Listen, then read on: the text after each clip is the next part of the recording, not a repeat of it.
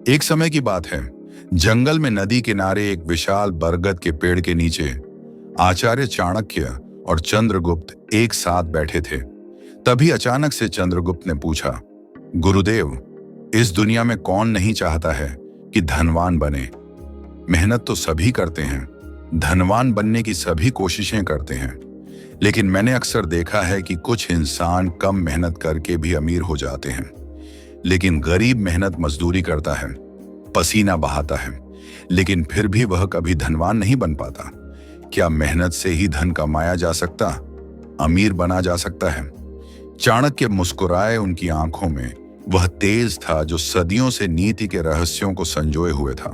वे बोले, चंद्रगुप्त, जिंदगी में एक बात हमेशा याद रखना, मेहनत तो गधा भी करता है, गधा भी भारी बोझ उठाता है, दिन रात खटता रहता है, लेकिन गधे की तरह मेहनत करने वाले इंसान हमेशा गरीब ही रहता है।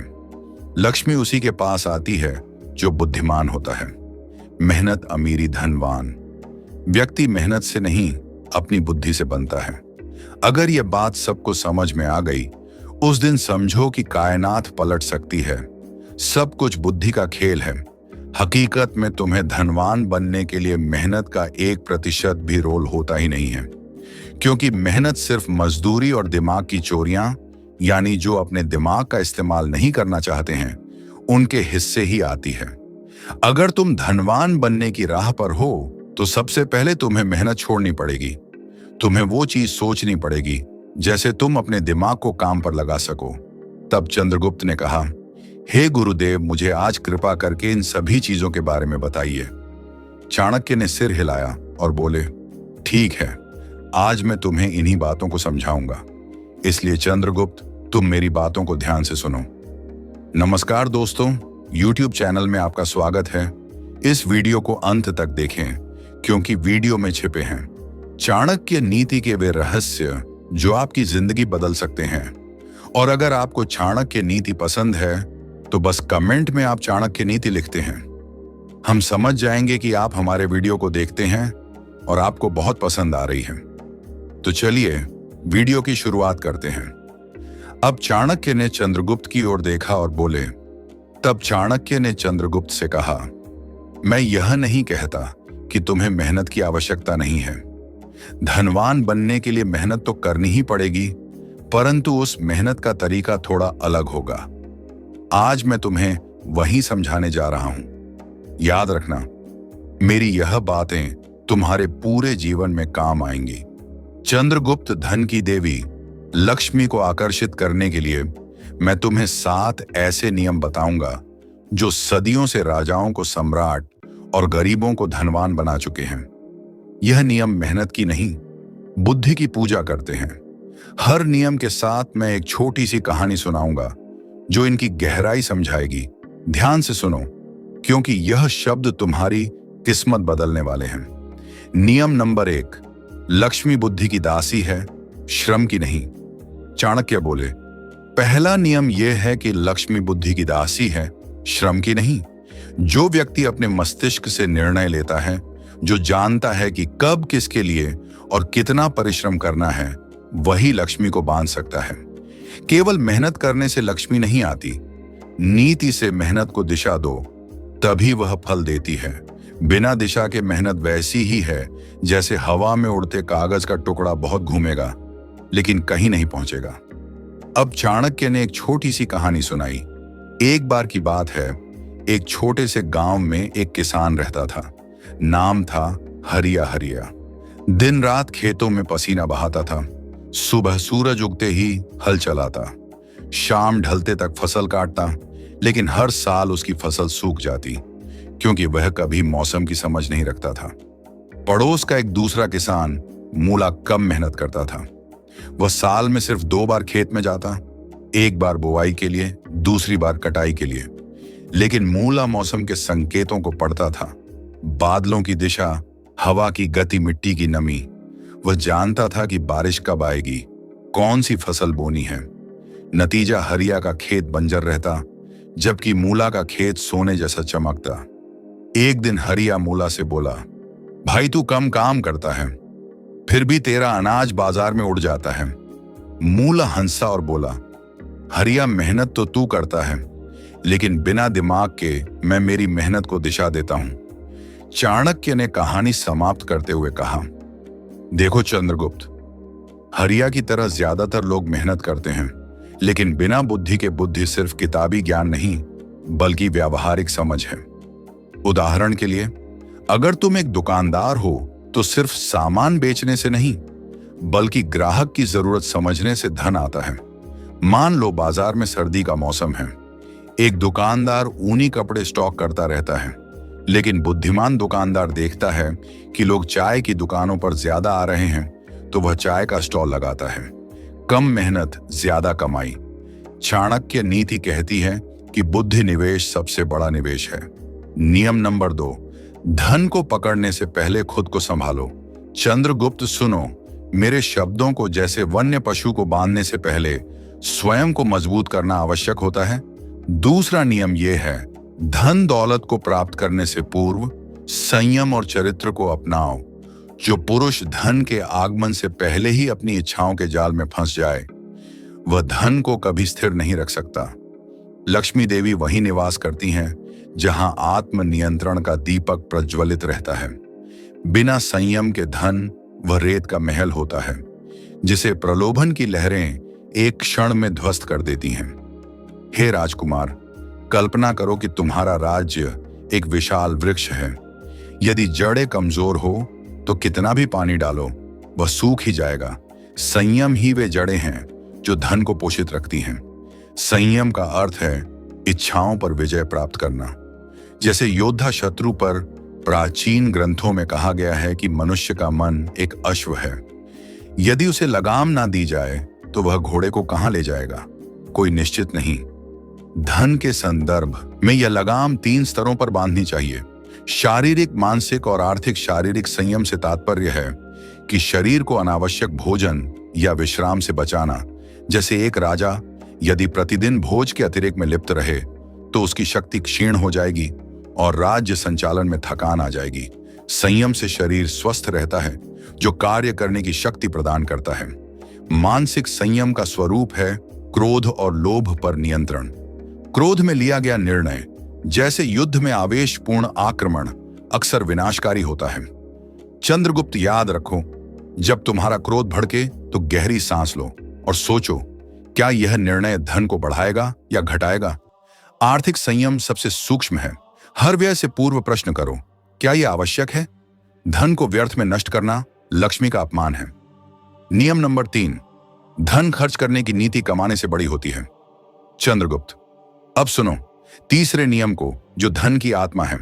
धन कमाना तो एक कला है, जैसे शिकारी का बाण चलाना, किंतु उसे बचाना और वृद्धि करना यह नीति का चातुर्य है। जो पुरुष धन को जहां तहां व्यय कर देता है वह लक्ष्मी का अपमान करता है और देवी तुरंत परिवर्तन कर लेती है। खर्च की नीति बनाओ। हर स्वर्ण मुद्रा का हिसाब रखो, जैसे राज्य के कोषाध्यक्ष लेखा जोखा रखता है। हे राजकुमार, कल्पना करो, धन एक अग्नि है। यदि अनियंत्रित जले तो सब जला देगी, यदि नियोजित तो प्रकाश देगी। कमाने से बड़ी है खर्च की नीति, क्योंकि कमाई क्षणिक होती है किंतु खर्च का प्रबंधन शाश्वत समृद्धि लाता है। इसकी जड़ें प्राचीन अर्थशास्त्र में है। कौटिल्य नीति में कहा गया है कि व्ययः नियोजित धन वृद्धि कारक, नियोजित व्यय ही धन की वृद्धि का कारण है। चंद्रगुप्त खर्च की नीति का स्वरूप 4 भागों में बांटो। आवश्यक वांछित बचत और दान। आवश्यक व्यय वह है जो जीवन को चलाए, भोजन, वस्त्र, आवास। वांछित व्यय सुख के लिए, किंतु सीमित बचत व्यय का भाग धन को बढ़ाने के लिए, और दान लक्ष्मी को प्रसन्न करने के लिए। यदि तुम्हारी आय 10 मुद्राओं की हो तो 4 आवश्यक पर 3 वांछित पर, 2 बचत में और 1 दान में लगाओ। यह नीति धन को अपमानित होने से बचाती है। नियम नंबर 4, समय धन से भी मूल्यवान है। हे चंद्रगुप्त, मेरे प्रिय शिष्य, अब हम चौथे नियम पर पहुंच चुके हैं जो समय की महिमा का गान करता है। यह नियम न केवल राजा के जीवन का आधार है अपितु प्रत्येक मनुष्य के लिए अमूल्य ज्ञान का खजाना है। जिस पुरुष ने समय को व्यर्थ गंवाया उसने असंख्य स्वर्ण मुद्राओं को खो दिया। समय का सदुपयोग करने वाला ही लक्ष्मी को आकर्षित करता है, क्योंकि देवी आलस्य के निवास से दूर भागती है। हर क्षण एक अवसर है, जैसे बीज बोने का समय। हे राजकुमार, समय धन से भी मूल्यवान है, क्योंकि धन खो जाए तो पुनः कमाया जा सकता, किंतु समय एक बार गया तो लौटकर नहीं आता। यह नियम प्राचीन वेदों और उपनिषदों की जड़ों से उपजा है, जहां काल को ब्रह्म का स्वरूप माना गया है। हर इंसान के पास जीवन में समान रूप से 24 घंटे मिलते हैं। एक अमीर सेठ के पास 24 घंटे हैं, एक गरीब भिखारी के पास भी 24 घंटे। फर्क कहां है? फर्क उपयोग में है। गरीब भिखारी अपने 24 घंटों को फालतू की चीजों में बिताता है। सड़क पर बैठकर व्यर्थ चिंतन, गलत संगति में समय नष्ट या फिर नकारात्मक विचारों में डूबा रहना। वह सोचता है, मेरा भाग्य ही खराब है, इसलिए क्या करूं? लेकिन एक धनवान व्यक्ति, एक सफल राजा या व्यापारी अपने 24 घंटों को व्यवसाय, रोजगार और उत्पादक कार्यों में लगाता है। वह सुबह उठकर योजना बनाता, दिन में कार्य करता, शाम को चिंतन करता। यही फर्क है, एक तरफ विनाश, दूसरी तरफ समृद्ध। समय का सदुपयोग बुद्धि को तीक्ष्ण बनाता है। जब तुम प्रत्येक क्षण को उपयोग करोगे तो निर्णय शीघ्र होंगे। राज्य संचालन में 1 मिनट की देरी से शत्रु लाभ ले सकता है। नियम नंबर 5, बुद्धि का निवेश सबसे बड़ा निवेश है। हे चंद्रगुप्त, मेरे प्रिय शिष्य, अब हम 5वें नियम पर पहुंच चुके हैं, जो बुद्धि की महिमा का उद्घोष करता है। यह नियम न केवल धन संचय का रहस्य है, अपितु जीवन की सच्ची समृद्धि का आधार भी। धन को वस्तु में ना लगाओ, अपितु बुद्धि में लगाओ। ज्ञान की वृद्धि ही धन को आकर्षित करती है। हे राजकुमार, बुद्धि निवेश धन का मूल स्रोत है, क्योंकि जो बुद्धिमान है वह अवसरों को पहचानता है, जोखिमों से बचता है और निर्णयों से विजय होता है। प्राचीन ग्रंथों में विद्या परम धनम कहा गया। विद्या ही परम धन है। यह कथन उपनिषदों से लिया गया, जहां विद्या को अटल धन माना गया, जो ना चोरी जाता है ना नष्ट होता है। हे चंद्रगुप्त, कल्पना करो कि तुम्हारा राज्य एक विशाल वृक्ष है। जड़ें बुद्धि हैं जो पोषण प्रदान करती हैं। बिना जड़ों के वृक्ष गिर जाता है। बुद्धि निवेश का अर्थ है धन को वस्तुओं जैसे आभूषण या महल में ना लगाना, अपितु ज्ञान में। एक व्यापारी जो केवल सोना खरीदता है वह जोखिम में पड़ता है, किंतु जो बुद्धि में निवेश करता है वह बाजार के रहस्य जान लेता है। बुद्धि से निर्णय सटीक होते हैं। एक राजा जो बिना सलाह के युद्ध करता है हार जाता है, लेकिन विद्वान राजा जैसे विक्रमादित्य ने बुद्धि से साम्राज्य विस्तार किया। दैनिक जीवन में एक किसान जो मौसम का ज्ञान रखता है वह फसल बढ़ाता। उपाय सरल है, ग्रंथ पढ़ो, अर्थशास्त्र, नीति शास्त्र गुरु से सीखो, सभा में विद्वानों को आमंत्रित करो। चंद्रगुप्त राज्य में भी बुद्धिमान सलाहकार धन बढ़ाते हैं। एक सलाहकार जो अर्थव्यवस्था समझता है, करों को सही लगाता है। पंचम निष्कर्ष, बुद्धि को अपना धन बनाओ। यह वाक्य मात्र एक सलाह नहीं, अपितु एक मंत्र है जो प्राचीन काल से लेकर आधुनिक युग तक हर सफल पुरुष का मूल आधार रहा है। हे राजकुमार, बुद्धि निवेश सबसे बड़ा है, इसे अपनाओ। धन आएगा, जय हो। कल्पना करो, चंद्रगुप्त एक ऐसा राज्य जहां सोना चांदी की नदियां बहती हों, जहां खजाने की दीवारें ऊंची हों, किंतु शासक का मन अज्ञान के अंधकार में डूबा हो। क्या वह राज्य कभी स्थिर रह सकता है? क्या वह धन कभी सुख का कारण बनेगा? नहीं हे मित्र, असली धन तो वह है जो तुम्हारे मस्तिष्क की कोठरियों में संचित हो। ज्ञान का भंडार, विवेक का प्रकाश और बुद्धि का तेज। यह धन चोरी नहीं होता, नष्ट नहीं होता और ना ही समय के साथ मुरझाता है।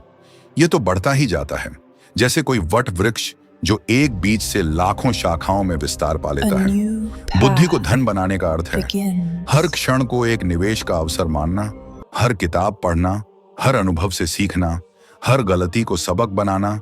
यही है वह निवेश जो ब्याज पर ब्याज देता है।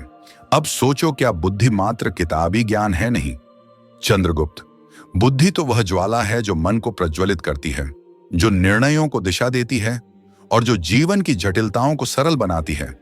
प्राचीन आर्षि कहते थे, विद्या विनयम ददाति, ज्ञान विनम्रता प्रदान करता है। लेकिन आज के युग में जब दुनिया तेजी से बदल रही है, बुद्धि को अपनाने का अर्थ है निरंतर सीखना। कल्पना करो, एक योद्धा जो तलवार चलाने में निपुण हो किंतु रणनीति से अज्ञानी हो, वह कभी विजय नहीं हो सकता। ठीक वैसे ही व्यापार में धन कमाना मात्र पर्याप्त नहीं, बुद्धि से उसे संभालना, बढ़ाना और संरक्षित रखना ही असली कला है। हे चंद्रगुप्त, तुम्हारा राज्य मौर्य साम्राज्य का प्रतीक है। विशाल, शक्तिशाली, किंतु उसकी नींव बुद्धि पर टिकी है। चाणक्य जैसे गुरु ने यही सिखाया, बुद्धि से बंधे रहो तो धन स्वयं तुम्हारा दास बनेगा। इस निष्कर्ष में हम कुछ गहन बातें छुएंगे जो शायद सीधी ना लगे, किंतु घूम फिरा कर उसी सत्य तक पहुंचाती हैं कि असली धन तुम्हारे दिमाग में बसता है। यदि तुम्हारा मन सही दिशा में हो, यदि शिक्षा और ज्ञान की जड़ें गहरी हो, तो समृद्धि तुम्हारा अनुसरण करेगी। तुम कभी गरीब नहीं हो सकोगे, क्योंकि गरीबी तो बाहरी आभूषणों की कमी है, न कि आंतरिक प्रकाश की। आओ इन बातों को विस्तार से समझें। जैसे कोई नदी जो मुहाने से समुद्र तक बहती हुई हर किनारे को स्पर्श करती। नियम नंबर 6, अवसर पहचानने वाला ही अमीर बनता है। हे चंद्रगुप्त, मेरे प्रिय शिष्य, अब हम छठे नियम पर पहुंच चुके हैं, जो अवसरों की चेतना का आह्वान करता है। यह नियम धन प्राप्ति का कुंजी है, जो सतर्कता सिखाता है। अवसर को देखो, पहचानो और पकड़ो। जो अवसरों को भुनाता है वही लक्ष्मी का स्वामी बनता है। हे राजकुमार, अवसर जीवन के बीज हैं, इन्हें बो तो वन उगता है, अन्यथा रेगिस्तान रहता है। प्राचीन नीति में अवसर काल का उपहार है। हे चंद्रगुप्त, अवसर पहचान की अवधारणा वेदों से उपजी है। ऋग्वेद में समय को एक पशु के रूप में वर्णित किया गया है, जो चंचल और पकड़ने योग्य है। काल पशु अर्थात समय एक पशु है जिसे पकड़ना पड़ता है, अन्यथा वह फिसल जाता है। यह सूक्ति हमें सिखाती है कि अवसर क्षणिक है, जैसे कोई जंगली पशु जो जंगल में लपकता फिरता है, यदि सजग ना हो तो हाथ से निकल जाते हैं। उपनिषदों में अवसर को संयोग माना गया, वह संयोग जो सिद्धि की ओर ले जाता है, जहां देवता और मनुष्य का मिलन होता है। यहां अवसर मात्र संयोग नहीं, अपितु कर्म और भाग्य का सन्नाद है। चाणक्य नीति में मैंने लिखा, उद्योगेन ही सिद्धति कार्याण। उद्योग से कार्य सिद्ध होते हैं, और उद्योग अवसर पहचान का प्रथम चरण है। नियम नंबर 7, धन को रोकने की कला सीखो। हे चंद्रगुप्त, मेरे प्रिय शिष्य, अब हम 7वें नियम पर पहुंच चुके हैं, जो धन संरक्षण की सूक्ष्म कला का रहस्य उजागर करता है। यह नियम कमाई की चमक से परे जाकर धन की स्थिरता पर जोर देता है, क्योंकि कमाना सरल है, किंतु संभालना चातुर्य की मांग करता है। धन रोकने की कला अपनाओ। हे राजकुमार, ये कला विविध में निहित है। एक स्थान पर ना रखो, अपितु बहुधा स्रोतों में बांटो, ताकि एक की हानि से सब नष्ट ना हो। प्राचीन अर्थशास्त्र में संरक्षण वृद्धि का आधार है। कौटिल्य अर्थशास्त्र में मैंने स्वयं वर्णन किया है कि धनम रक्षित विविधन पथेन, धन को विविध मार्गों से संरक्षित करो, क्योंकि एक ही द्वार से आग लग जाए तो सब जल जाता है। आओ हम इसकी साहित्यिक और सैद्धांतिक पृष्ठभूमि से लेकर व्यावहारिक उपायों तक गहनता से चर्चा करें। मैं इसे एक राज्य सभापति के भाषण की भांति विस्तार पूर्वक समझाऊंगा, ताकि तुम्हारा हृदय और बुद्धि दोनों इसमें रमा जाए और तुम राज्य संचालन में इस कला के स्वामी बन जाओ। ये 7 नियम तुम्हें धनवान बनने की दिशा दिखाएंगे। याद रखो, असली समृद्धि केवल बाहरी संपत्ति में नहीं, बल्कि तुम्हारी बुद्धि, निर्णय और समय के सही उपयोग में छिपी है। इस नियमों का पालन करने वाला व्यक्ति, चाहे कोई साधारण जीवन जी रहा हो, वह भी लक्ष्मी को अपनी ओर आकर्षित कर सकता है। इसी तरह मेहनत और सोच का संतुलन, संयम और बुद्धि का निवेश, समय की पाबंदी और अवसरों की पहचान, खर्च की नीति और धन संरक्षण, सभी मिलकर तुम्हें स्थायी सफलता और समृद्धि दिलाते हैं। चंद्रगुप्त ने ध्यान से गुरुदेव की बातें सुनी और समझा कि असली धन केवल बाहरी दिखावे में नहीं, बल्कि आंतरिक समझ और बुद्धि के सही प्रयोग में है। यही चाणक्य नीति का सार है। यह 7 नियम जीवन में अमल करके कोई भी व्यक्ति गरीब से धनवान, असफल से सफल, साधारण से महान बन सकता है। इस ज्ञान का पालन करना ही सच्चा मार्ग है। दोस्तों, आज की इस वीडियो का सार यही है, धनवान और सफल बनने के लिए सिर्फ मेहनत काफी नहीं होती। चाणक्य की नीतियां सिर्फ किताबों में नहीं, बल्कि तुम्हारे हर कदम में होनी चाहिए, क्योंकि जीवन वही है जो कर्म से चमकता है, न कि केवल शब्दों से। अगर आपको यह वीडियो पसंद आई हो तो इसे लाइक करें और अपने दोस्तों के साथ जरूर शेयर करें। कमेंट में बताइए कि चाणक्य की कौन सी नीति ने आपके दिल को सबसे ज्यादा छुआ। और ऐसे ही जीवन बदल देने वाले वीडियो के लिए हमारे चैनल जी के लाइफ बूस्ट 2.0 को सब्सक्राइब करें। हम फिर मिलेंगे अगले वीडियो में एक नई सोच, एक नई प्रेरणा और एक नई दिशा के साथ। धन्यवाद।